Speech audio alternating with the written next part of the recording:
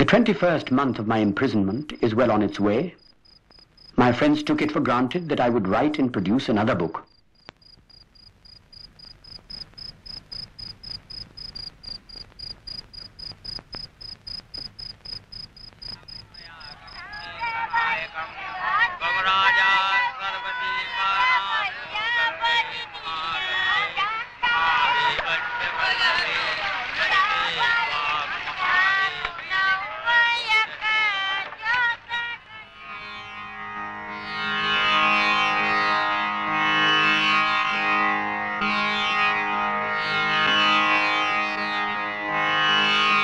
It is true that the East, or at any rate that part of it which is called India, has been enamored of thinking, often thinking about matters which to those who consider themselves practical men seem absurd and pointless. She has always honored thought and the men of thought, and refused to consider the men of the sword or possessors of money as superior to them. Even in her days of degradation, she has clung to the thought and found some comfort in it. Even today, in this money age, the influence of this tradition is marked, and because of it, Gandhiji, who is not a Brahmin, can become the supreme leader of India and move the hearts of millions without force or compulsion or official position or possession of money. Perhaps this is as good a test as any of the nation's cultural background and its conscious or subconscious objective. To what kind of leader does it give its allegiance?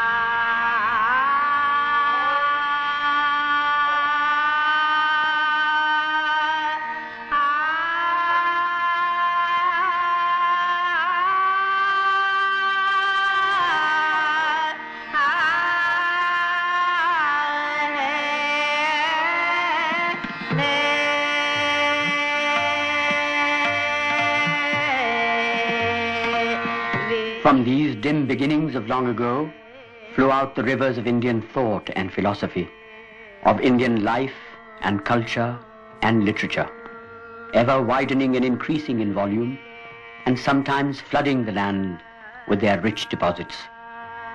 India is like some ancient palimpsest on which layer upon layer of thought and reverie had been inscribed, and yet no succeeding layer had completely hidden or erased what had been written previously. All of these existed in our conscious and subconscious selves, though we may not have been aware of them, and they had gone to build up the complex and mysterious personality of India. During this enormous span of years, they changed their courses sometimes, and even appeared to shrivel up, yet they preserved their essential identity. In India, we find during every period when her civilization bloomed an intense joy in life and nature, a pleasure in the act of living.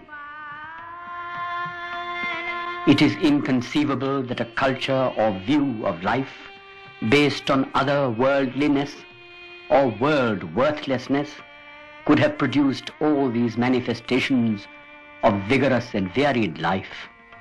Indeed, it should be obvious that any culture that was basically otherworldly could not have carried on for thousands of years.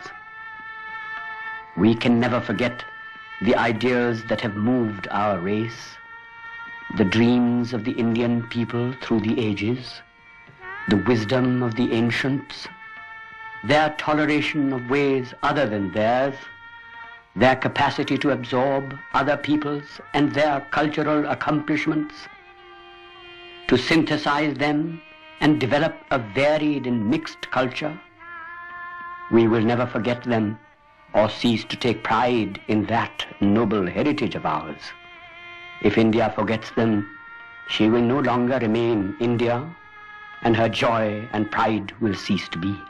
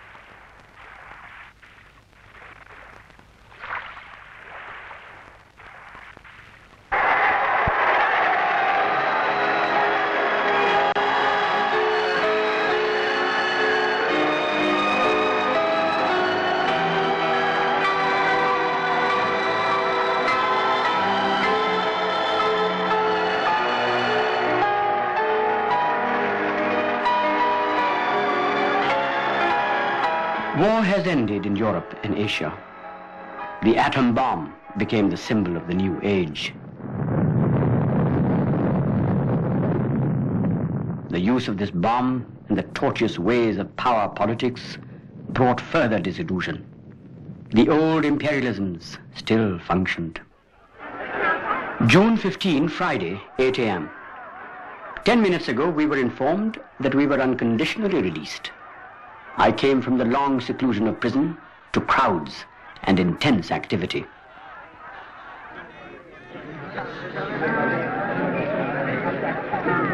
The Viceroy called a conference of the Indian leaders at Simla to consider the formation of an interim government consisting of representatives of the main communities and equal proportions of what was termed caste Hindus and Muslims.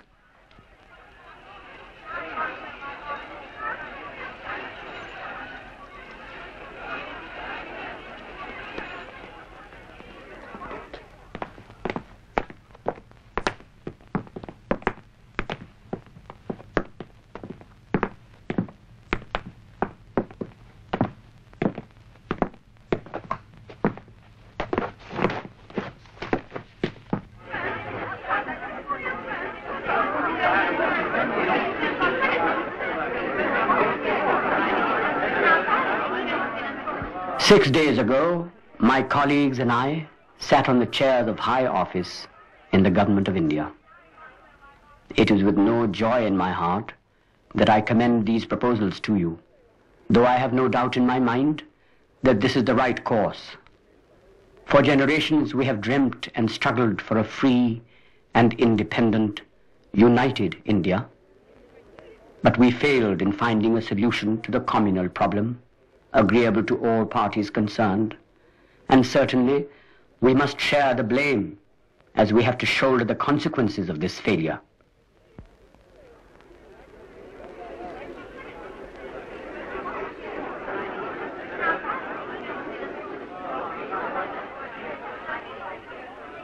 During the past 5 years, the Muslim League has had a clear field in India.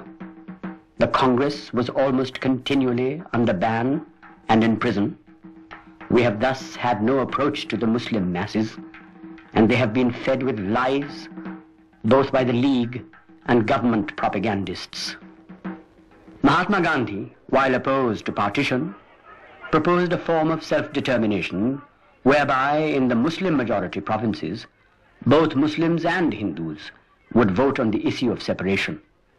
Jinnah insisted that Muslims alone should vote on the question of separation, and that separation should be effected while the British were in India and not after India had become free. On that auspicious Vijayadashmi day took place the inauspicious ending of the Gandhi-Jinnah talks. The British government has to decide once and for all its policy in regard to this matter. It can no longer sit on the fence. It cannot force Pakistan on India in the form demanded by Jinnah, for that certainly will lead to civil war. The Muslim League launched a direct action day on August 16th, 1946, with an immediate demand for Pakistan. Our hearts were heavy with the terrible tragedy of Calcutta, and because of the insensate strife of brother against brother. The freedom we had envisaged and for which we had labored through generations of trial and suffering was for the people of India and not for one group or class or the followers of one religion. I am personally against the idea of division of the country, but if a representative election of the areas wish to separate themselves from India, then I shall agree to their going. It is obvious, if there is a regular partition, the different parts of India will have to cooperate with each other in 100 different ways.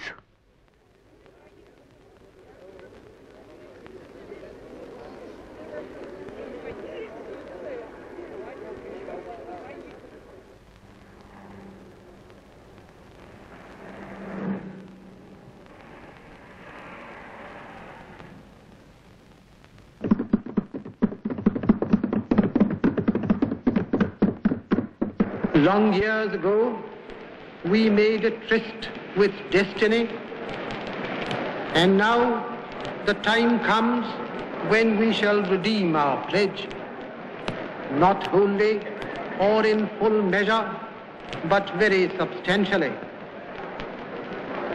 At the stroke of the midnight hour, when the world sleeps, India will awake to life and freedom. A moment comes, which comes but rarely in history, when we step out from the old to the new, when an age ends, and when the soul of a nation, long suppressed, finds utterance. It is fitting that at this solemn moment we take the pledge of dedication to the service of India and her people and to the still larger cause of humanity.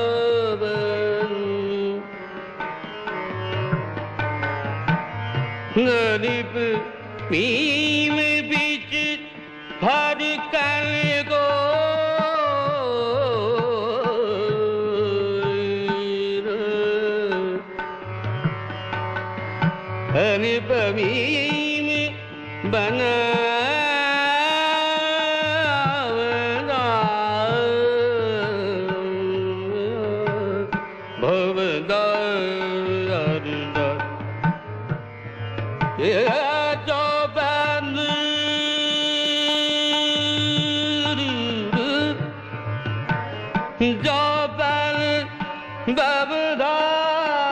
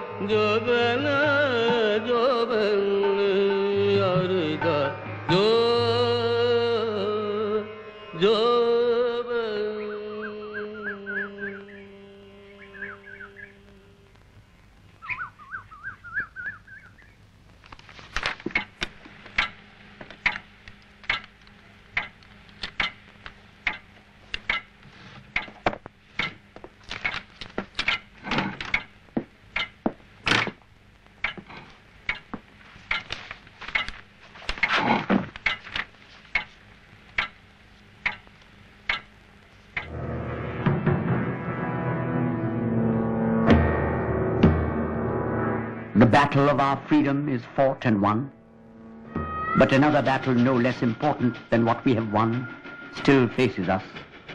It is a battle with no outside enemy. It is a battle with our own self.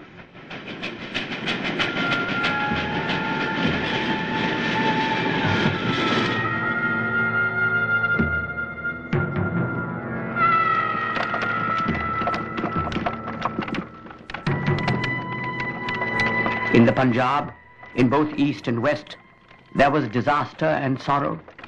There was murder and arson and looting in many places, and streams of refugees poured out from one place to another.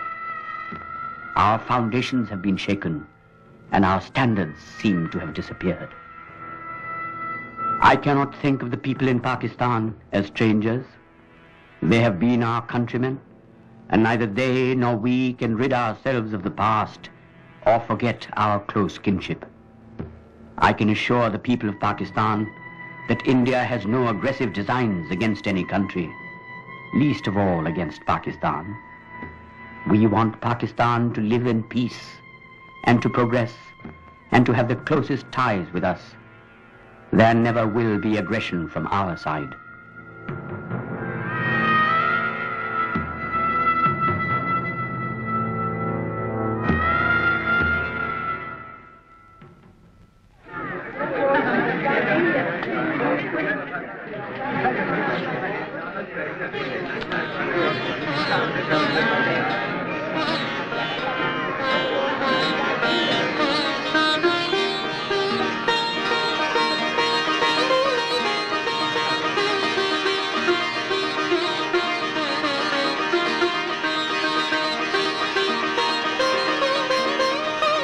Friends and fellow Asians, what has brought you, the men and women of Asia, here? Why have you come from various countries of this mother continent of ours and gathered together in this ancient city of Delhi? Asia, after a long period of quiescence, has suddenly become important again in world affairs. It was here that civilization began, and man started on his unending adventure of life. Here the mind of man searched unceasingly for truth, and the spirit of man shone out like a beacon which lighted up the whole world. This dynamic Asia, from which great streams of culture flowed in all directions, gradually became static and unchanging. A change is coming over the scene now, and Asia is again finding herself. There are powerful creative impulses and a new vitality in all the people of Asia. The masses are awake and they demand their heritage. Strong winds are blowing all over Asia. Let us not be afraid of them, but rather welcome them, for only with their help can we build the new Asia of our dreams. The dawn of its newly acquired freedom is turbulent, because during these past 2 centuries, its growth was arrested, frustration was widespread, and new forces appeared. These forces were essentially nationalist, seeking political freedom, but behind them was the vital urge for bettering the economic conditions of the masses of the people. The remedy is to accelerate the advent of freedom and to remove the poverty. If this is achieved, Asia will become a powerful factor for stability and peace.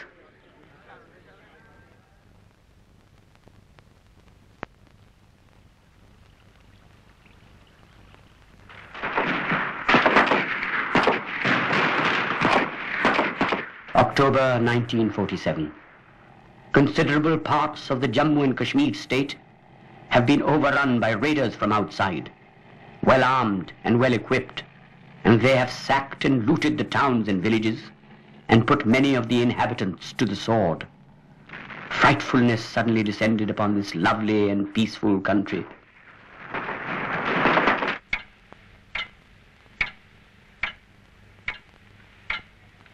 To be fighting side by side with the people of Kashmir against fanatic hordes was a heartening experience which set aside for the moment the memories of communal strife and partition.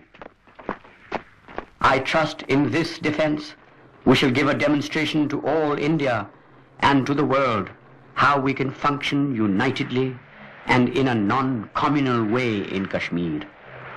In this way, this terrible crisis in Kashmir may well lead to a healing of the deep wounds which India has suffered in recent months.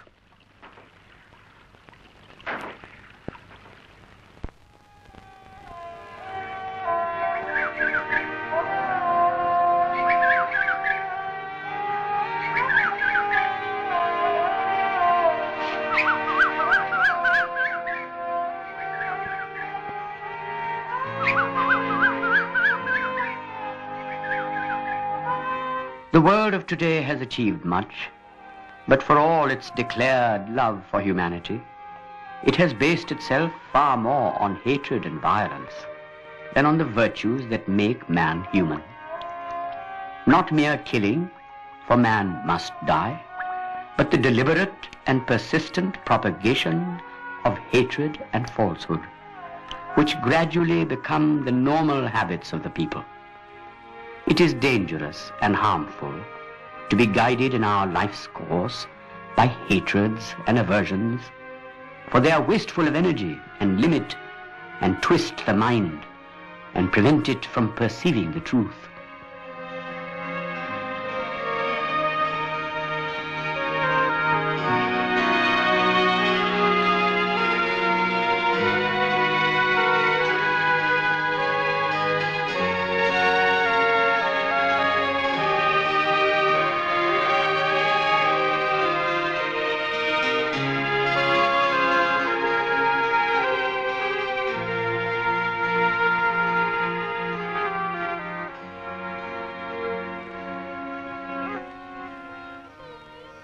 This little man of poor physique had something of steel in him, something rock-like, which did not lack physical powers, however great they might be.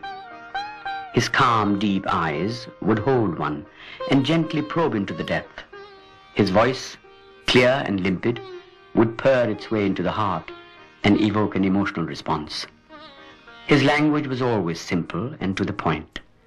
A man of the keenest intellect, of fine feeling and good taste, wide vision, very humane, and yet essentially an ascetic who had suppressed his passion and emotions, sublimated them, and directed them in the spiritual channel.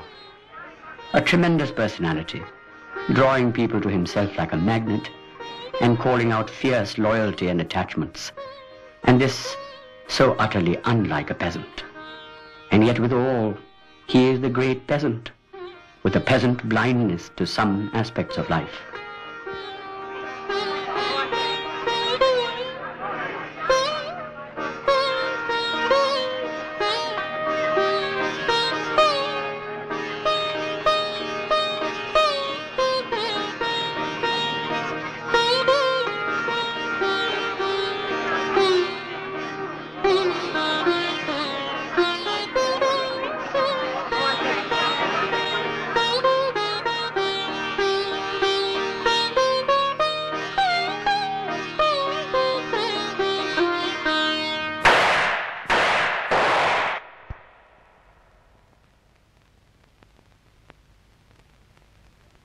Friends and comrades, the light has gone out of our lives and there is darkness everywhere.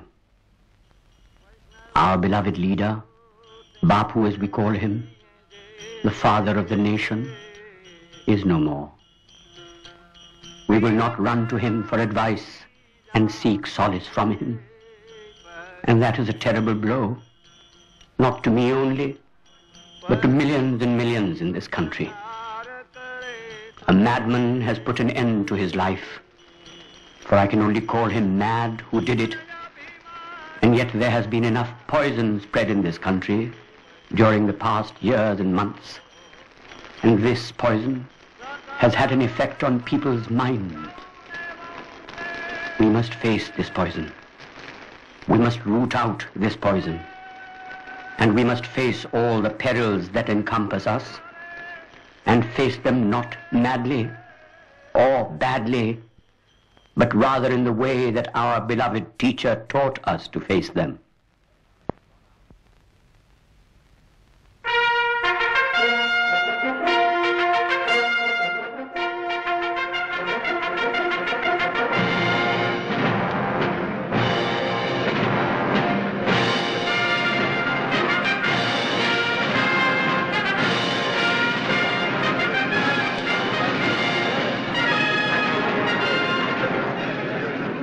We, the people of India, have solemnly resolved to constitute India into a sovereign democratic republic, and to secure to all its citizens justice, social, economic, political, and equality of status and opportunity, and to promote among them all fraternity, assuring the dignity of the individual and the unity of the nation.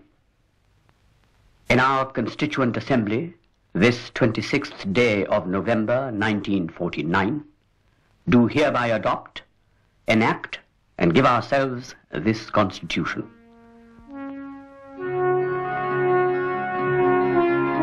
Our Constitution is an expression of the democratic urge. The Constitution embodies fundamental rights and directive principles of policy which assure many types of freedom. Our state is a secular state which gives equal opportunity to every group, every part of the country, every state, province, and area.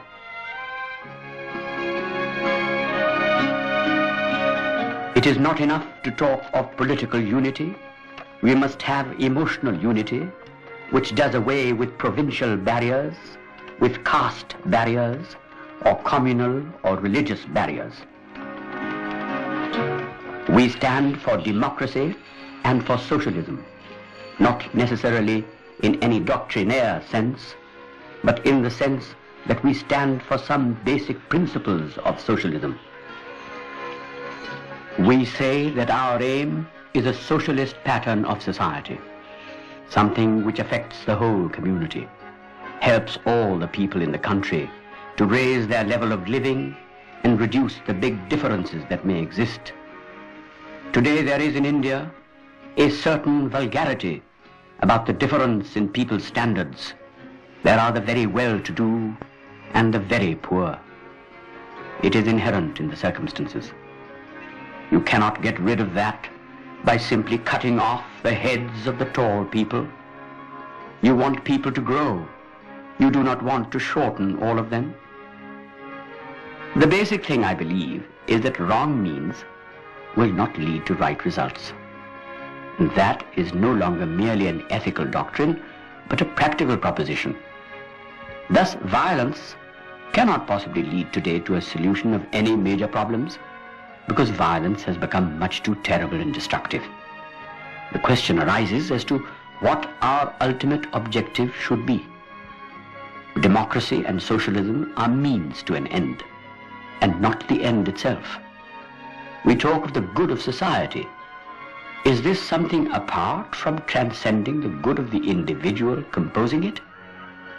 The law of life should not be competition or acquisitiveness, but cooperation. The good of each contributing to the good of all.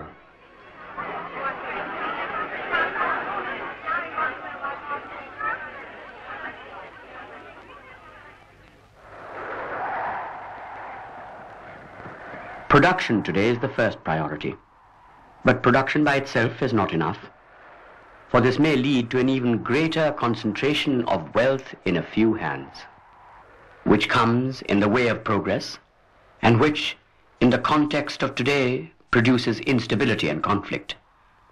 Therefore, fair and equitable distribution is essential for any solution of the problem. A proper land policy is essential for the progress of agriculture. We have gone some way towards achieving this by putting an end to the zamindari and jagirdari systems in many states. We must complete this task, eliminate all intermediaries, and fix a limit for the size of holdings. But the main object of land reforms is a deeper one. They are meant to break up the old class structure of a society that is stagnant.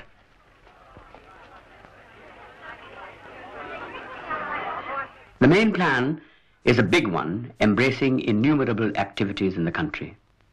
But far bigger is the vision which draws us forward, a vision inspired by courage and hope and reasoned optimism.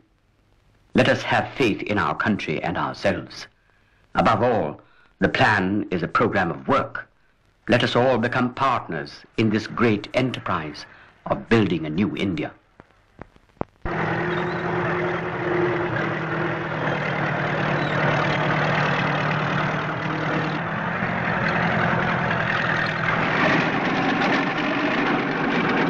As I walked round the site, I thought that these days the biggest temple and mosque and gurdwara is a place where man works for the good of mankind. Which place can be greater than this? This Bhakra Nangal, where thousands and lakhs of men have worked, have shed their blood and sweat, and laid down their lives as well. Where can be a greater and holier place than this, which we can regard as higher?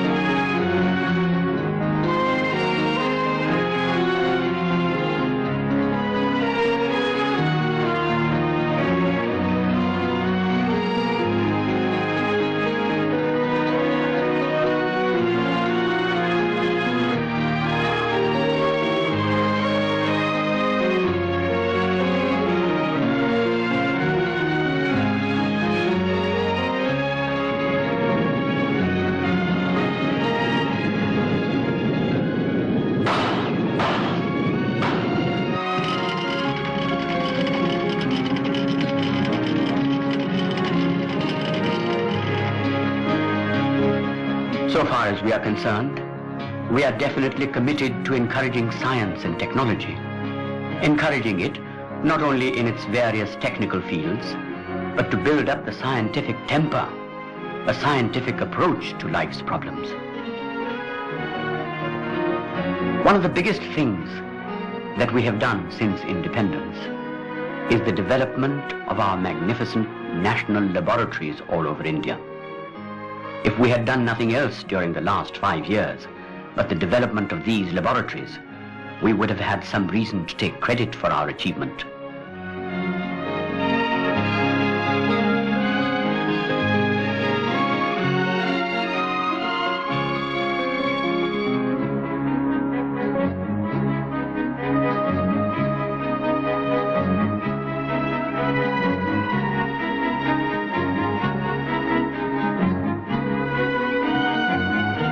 I want my country to be strong.